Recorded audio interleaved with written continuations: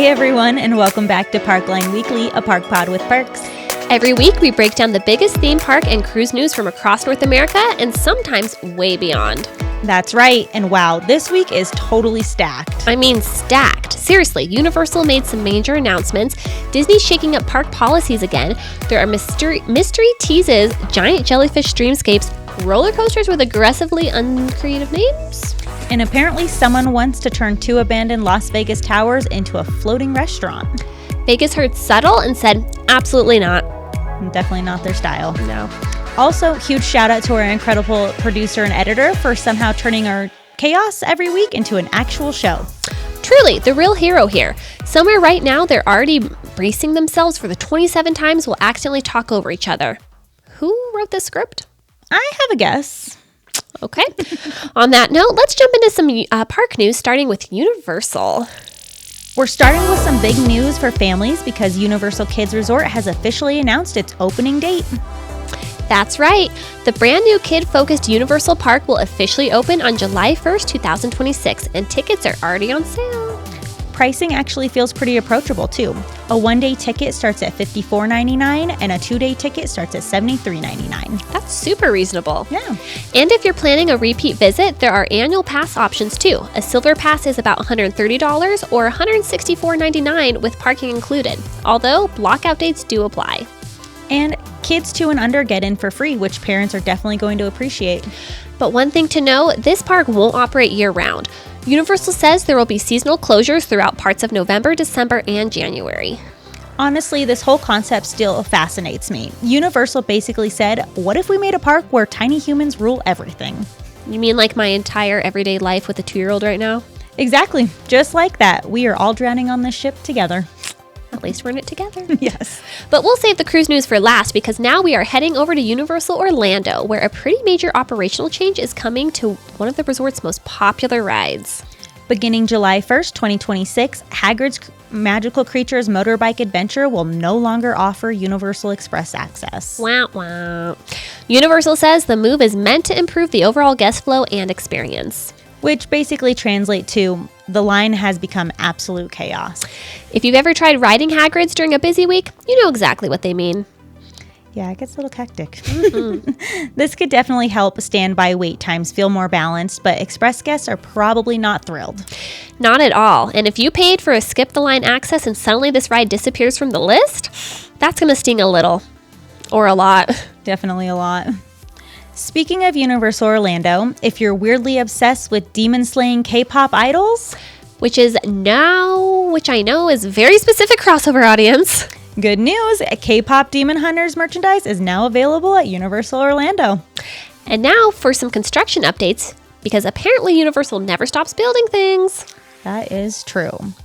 Loads of roller coaster track for Fast and Furious Hollywood Drift have reportedly been spotted backstage near Epic Universe, which, while installation is actively happening inside the park as well. Which means this thing is really starting to take shape. Exciting. And hopefully it ends up being better than some of the previous Fast and Furious theme park experiences. You mean better than the family, but make it mostly screens? Yeah, exactly that. We could do without that. Yeah, I don't think you could hurt the ride concept at this point. No. And speaking of rumors, there's growing chatter that Universal Beijing could be looking at expanding Transformers Metrobase. Apparently, the success of Decepticoaster, which guests absolutely love, may have Universal exploring expansion space for either new attractions or interactive experiences. Right now, the land already includes the coaster, the Transformers Dark Ride, and the Bumblebee-themed spinning attraction. But with rumored new Transformers movies that potentially bring in Beast Transformers, Unicron, and maybe even some G.I. Joe crossover action. There's a lot going on there, and definitely a lot of story material they could pull from. But that wraps up Universal news this week. But don't go anywhere because Disney has officially decided to completely reinvent a classic attraction, and guests are about to get way more freedom with park hopping. Plus, a Disney lawsuit involving facial recognition technology that could have a huge implication for the future. That's coming up right after this. Hey Parkline lovers, thanks for tuning in, and don't forget to also check out our fancy merch. With every purchase, you get a couple free stickers. We've got things to keep you hydrated and caffeinated in the park, so don't forget to check it out in the show notes. All right, welcome back, everybody. And wow, Disney gave us a lot to talk about this week, including what might be one of the biggest changes to a Magic Kingdom classic in years. Definitely, that's right. Disney has confirmed that Carousel of Progress will temporarily close beginning July 6th for what sounds like some pretty big changes. And before anybody panics, yes, Disney confirmed that there is a Great Big Beautiful Tomorrow. It is staying. This is only a temporary change. So put the pitchforks down. Disney knew better than to touch the song. But they are refreshing the attraction's storyline, updating each scene to fast forward the family 60 years into the future while still keeping the same core theme intact. The new version starts in 1969 with the family gathering around the television watching the moon landing. Then we jump to Halloween night in 1985, where Sarah shows off new household technology, while John is outside handing out candy for trick-or-treaters. Then Act 3 jumps to New Year's Eve 1999, where the family rings in the new millennium and starts discovering this brand new thing called the Internet. Y2K. A big deal. And then the final scene takes us into the future with an off-planet home featuring robots, space travel, and futuristic tech. Disney says the goal is to make the attraction more relatable to modern audiences while preserving the heart of the original. This feels more like a careful evolution of Carousel of Progress rather than a huge major overhaul. Staying at Magic Kingdom, a brand new Cool Kids summer experience is officially here. Jessie's Roundup at Diamond Horseshoe officially opened on May 26th, and it's basically an interactive Toy Story hangout for kids. Guests can dance, play games, and interact with Jessie, Woody, Bullseye, and more Toy Story friends. But important note here, this is a limited time offering currently scheduled to run through September 8th of 2026. So if your kid is Toy Story obsessed, now is the time. Or if you're Toy Story obsessed. No judgment here. No, that's our generation, yeah, right? All generations. They have so many movies. That's fair. Over at Disneyland Resort, some long-lost Pixar magic is finally returning. Disneyland is officially reopening a Tomorrowland Pixar attraction that's been closed since 2020. Disney says that it's part of bringing back experiences that never returned after the pandemic shutdowns. And if we are being truthful here, Tomorrowland could absolutely use another family-friendly indoor attraction, especially during the summer heat. Any air conditioning in Anaheim during July automatically becomes an e-ticket attraction. 100%. I couldn't have said it better. Yeah, it was hot there. Now, here's a major operational change for Disneyland guests. That's right. Disneyland has confirmed they are officially eliminating the 11 a.m. park hopper restriction beginning June 9th. Which means guests with park hopper tickets can move between Disneyland Park and Disney California Adventure much more freely without waiting for a specific time. Exactly. This is just Disney finally admitting, yeah, maybe that rule was kind of annoying. Yeah, just a little bit. I don't understand the reasoning for it, but glad it's gone. But not all Disneyland news this week is magical, unfortunately. Yes, Disneyland Resort has reportedly been hit with a potential $5 million lawsuit over its use of facial recognition technology introduced earlier this year. First Autopio, now this. Yikes. The lawsuit claims Disney violated privacy and consumer protection laws by allegedly not properly disclosing the collection of biometric guest data. The argument basically comes down to this. Critics believe guests should be automatically excluded from facial recognition unless they specifically choose to opt in. Right now, Disneyland instead uses an opt-out system where guests can choose designated entrance lanes that avoid facial scanning. Disney said any stored numerical data is deleted within 30 days, except where legally required or for fraud protection. This could actually end up being a really important case because facial recognition tech is showing up more and more everywhere. Definitely one to watch out for. And that wraps up Disney news this week. But up next, mystery teasers at Carowinds, glowing late-night water park parties at Dollywood, jellyfish dreamscapes, Vegas development drama, and perhaps the most aggressively simple roller coaster name we've ever heard. Seriously, somebody just gave up on that one. Just straight up done. You'll see what we mean after this break. Dun, dun, dun, dun, dun, dun. Bring, bring, bring, bring. Lone Sock Productions, how can I help you? Hi, I'm looking to promote my business. What kind of business do you have? Well, I do a couple things. I have a personal business, a podcast, all kinds of things. We are just the place for you. Here at Lone Star Productions, we can help promote your social media and your podcast, anything you want. That's great. Where do I go to check that out? You can go to parklineweekly@gmail.com or lonetalkproductions@gmail.com. Perfect. I'll head over there now. Thank you. Can't wait to see you. Yay, bye. Welcome back, and we've officially entered the everything else happening in the amusement park world section. Which this week is somehow both chaotic and fascinating. Yeah, let's start at Carowinds because the mystery teaser campaign for #What'sInTheWoods is almost over. The park says we'll finally get answers during a media announcement on June 8th. It's coming up. The big question is, are we finally getting the long-rumored water flume ride, or has the project evolved into something much bigger? Theme park teaser campaigns are basically just parks emotionally torturing enthusiasts. Yeah, and yet we all keep showing up and waiting. That we do. Such masochists. Over at Dollywood Splash Country, summer nights are about to get brighter. Yes, the park is launching Neon Nights, the first ever after-hours water park event. This limited capacity event runs on select Friday and Saturday nights from June 19th through August 1st. So if floating through glowing lazy rivers sounds like your thing, buy tickets early because the capacity will be limited. And speaking of Dollywood, congratulations are in order. For the 4th consecutive year, Dollywood has been named Napa's favorite theme park in America. And that's not Napa, California, folks. It is not. It's not surprising. Dollywood also announced a new partnership with Royal Oak Charcoal, meaning smoky barbecue flavors at restaurants like Hickory House Barbecue are getting even more authentic. This somehow became theme park food news, and now I'm hungry. You're always hungry. Yeah, I'm still waiting on that Dole Whip I ordered from the food hoarders a few weeks back, and it hasn't shown up yet. Best of luck with that.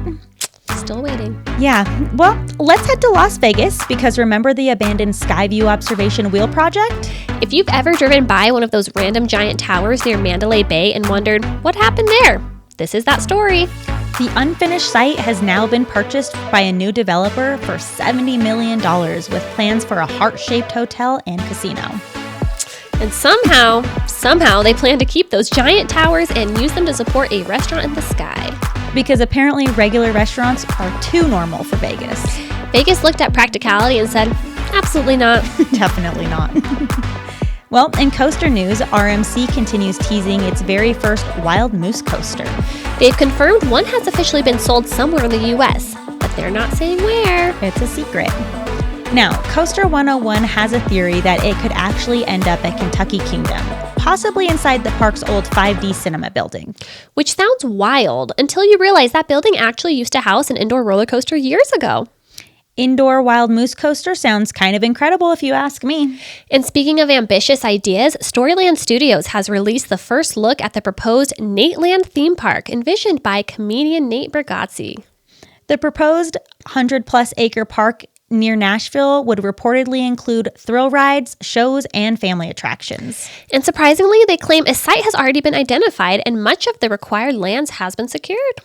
Which actually makes this feel a lot more real than most of the, hey, let's build a theme park ideas. Nashville has wanted another major theme park ever since losing Opryland, so this will definitely be something to watch. Watch out, Dolly, here comes Nate. Some friendly competition. But if you prefer something more relaxing than roller coasters, Aquarium of the Pacific just opened a new limited time experience called Jelly Dreamscapes. Guests can explore giant jellyfish exhibits with immersive lighting and dreamlike soundscapes through April 2027. And it sounds weirdly peaceful. And finally, we need to talk about the most unintentionally hilarious coaster story of the week. That's right. At CJ Barrymore's in Michigan, the park has officially named its new roller coaster The Coaster. That's it. That is the name. No dramatic title, no backstory, no mythology. Just the coaster. The coaster. Apparently this kind of is their kind of thing, though, because they also have attractions named Spinning Coaster and formerly Loop Roller Coaster. I can respect that. No confusion, just clarity. Hey, what are we riding? The coaster. Which coaster? Exactly, that one. Got it. All right, when we come back, we've got cruise news, including a major setback for Royal Caribbean's Perfect Day Mexico project.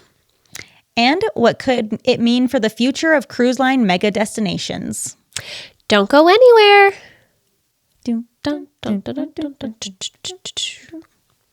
Welcome back, everybody, and we're closing out this week with some pretty major cruise news.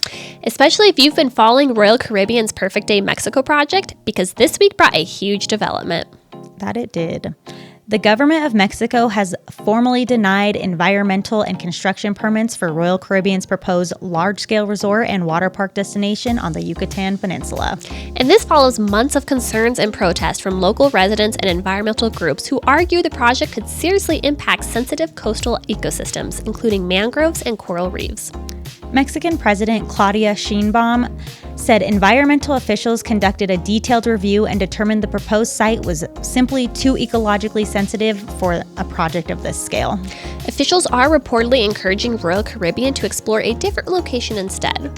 And this is a pretty massive story because Perfect Day Mexico was supposed to be a huge expansion tied to Royal Caribbean's 2025 purchase of the Costa Maya cruise port. The original plan included a 200-acre destination featuring a giant water park, beach club, 24 bars, 12 dining locations, and a huge passenger expansion from around 2 million visitors annually to 6.5 million. Whew, that's a lot of pool chairs. That's a staggering amount of pool chairs. Royal Caribbean says they're disappointed with the decision, but still remain optimistic about investing in Mexico responsibly. In a statement, the company said they plan to continue conversations with stakeholders and explore ways to move forward while supporting local communities and environmental infrastructure. So for now, this definitely feels more of a pause than a permanent cancellation. But it is absolutely going to be something cruise fans keep watching closely for. Lastly, on one final note, there was a recent roller coaster catastrophe in Galveston, Texas. Pleasure Pier's Iron Shark roller coaster, which has a 100-foot vertical lift hill, stopped working at 5:21 p.m. on May 28th, where 8 students on a field trip were stuck for nearly 4 hours. Absolutely terrifying. The man lift that is usually used to help evacuate stranded customers had mechanical issues, and therefore the fire department needed to use its Tower 1 engine. Luckily, everyone was rescued safely and no injuries were reported. Maybe no physical injuries, but those riders definitely are going to have some trauma. A thorough inspection of the ride is due to take place before it goes back into operation, but I doubt those 8 students will get back on a coaster anytime soon. Yeah, that would probably be the end of coasters for me. No, thank you. But that's going to wrap up another packed episode of Parkline Weekly. Seriously, Universal Kids Resort has finally an opening date. Carousel of Progress is getting a major glow up. Mystery Woods are happening at Carowinds, and jellyfish are apparently meditative now. And somewhere in Michigan, somebody proudly named a roller coaster The Coaster. Iconic behavior. As always, thank you so much for hanging out with us, and a giant thank you again to our absolutely amazing producer and editor, who somehow survives editing all of this every single week and definitely deserves unlimited park snacks. Honestly, if theme parks had an MVP award, he'd be getting it. Okay, seriously, who wrote the script this week? I think we finally can guess who it is. Yep. It's the producer. Wink, wink. If you enjoyed this episode, make sure to like, subscribe, leave a review, follow along wherever you listen, give the producer a shout out to further stroke his ego, if you will. And let us know what story you're most excited about this week. Are you hyped for Universal Kids Resort, nervous excited about Carousel of Progress, or are you secretly team The Coaster? There are no wrong answers here. We'll see you next week for even more theme park and cruise news. Thanks for watching Parkline Weekly, a park pod with perks. You can't hide it, 'cause I feel you, 'cause I feel you. You can't hide it, 'cause I feel you, 'cause I feel you. You can't hide it.